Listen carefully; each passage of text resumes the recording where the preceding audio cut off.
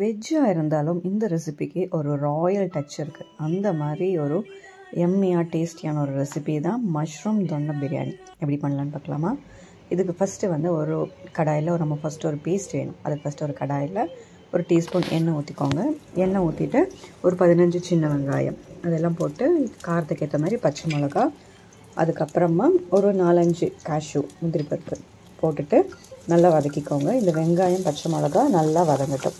ஒரு medium to high ஃப்ளேம்லேயே வச்சு நல்லா வதக்கிக்கலாம். வதங்கினதுக்கப்புறமா ஒரு கைப்பிடி நிறைய புதினா போட்டுட்டு ஒரு கைப்பிடி நிறைய மல்லி இலை அதையும் போட்டு திருப்பி நல்லா கிளறி விட்டு ரெண்டும் நல்லா வதங்கட்டும். புதினா மல்லி நல்லா வதங்குற அளவுக்கு ஒரு 2-3 நிமிஷத்துக்கு திருப்பி நல்லா வதக்கிக்கலாம். வதங்கினதுக்கப்புறமா இது நல்லா ஆற வச்சுக்கோங்க.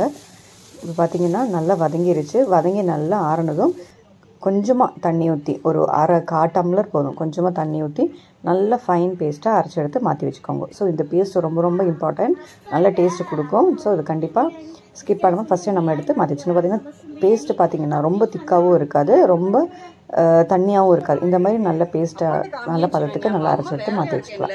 அதுக்கப்புறமா பிரியாணி எதில் பண்ணுறோமோ, ப்ரெஷர் குக்கர் இல்லைன்னா பிரியாணி பாத்திரம் தனியாக வச்சுருக்கோங்களா, அதில் ஒரு 2 டீஸ்பூன் வந்து எண்ணெய், அதுக்கப்புறமா 2 டீஸ்பூன் வந்து நெய் போட்டு 2-3 பிரியாணி இலை, எந்த அளவுக்கு குவான்டிட்டி நீங்கள் பண்ணுறீங்களோ அந்த அளவுக்கு பிரியாணி இலை கொஞ்சம் நல்லா ஆட் பண்ணிக்கோங்க. போட்டுட்டு பிரியாணி ஸ்பைசஸ் எல்லாம் ஆட் பண்ணிக்கோங்க. 4 பட்டை, 5 கிராம்பு, 5 ஏலக்காய், 1 ஸ்டார் அனீஸ், ஒரு பாதி வந்து அந்த ஸ்டார் அனீஸ் இருக்குங்களா அது, அதுக்கப்புறமா கல்பாசி, அதுக்கப்புறமா பெருஞ்சீரகம் எல்லாத்தையும் போட்டு நல்லா வதக்கிக்கோங்க. இந்த மாதிரி நல்லா வதங்கி வரட்டும். வதங்கி வந்ததுக்கப்புறமா 2 மீடியம் சைஸ் பெரிய வெங்காயம் எடுத்திருக்கேன்.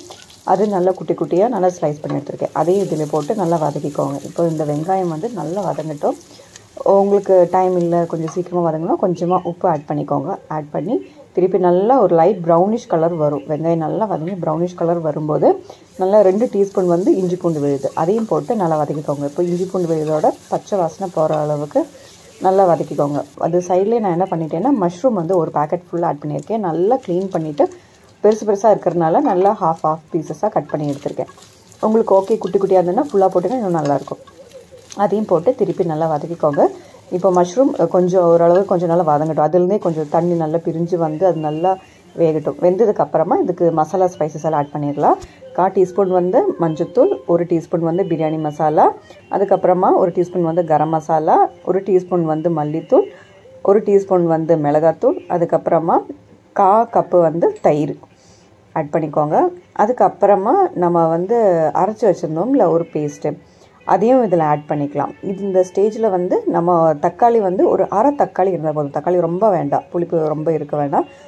அதனால் ஒரு அரை தக்காளி மட்டும் நல்லா ஸ்லைஸ் பண்ணி எடுத்திருக்கேன். அதையும் இதில் போட்டு திருப்பி இதெல்லாம் நல்லா வதக்கிக்கலாம்.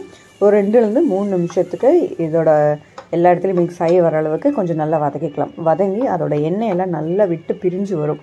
ஸோ அந்த ஸ்டேஜ் வர இது நல்லா வதக்கி அதோட நல்லா ஜெல்லாகி வரட்டும். இந்த ஸ்டேஜில் இந்த பிரியாணிக்கு எந்த அளவுக்கு உப்பு வேணுமோ அதையும் போட்டு நல்லா மிக்ஸ் பண்ணிவிட்டு அதுக்கப்புறமா 1க்கு 2 கிளாஸ், 1 கிளாஸ் அரிசிக்கு 2 கிளாஸ் தண்ணி மாதிரி நான் எடுத்திருக்கேன். நான் வந்து பாஸ்மதி அரிசியில் ஜீரக சம்பா எடுத்திருக்கேன். ஸோ ஜீரக சம்பா அரிசினால 1க்கு 2 ஆட் பண்ணியிருக்கேன். அது தண்ணி ஊற்றி நல்லா மிக்ஸ் பண்ணி நல்லா கொதி விட்டுக்கலாம். இதுக்கு சைடில் நான் என்ன பண்ணேன், பிரியாணி ஸ்டார்ட் பண்ணும்போதே ஜீரக சம்பா அரிசியை வந்து நல்லா வாஷ் பண்ணி ஊற வச்சுக்கிட்டேன்.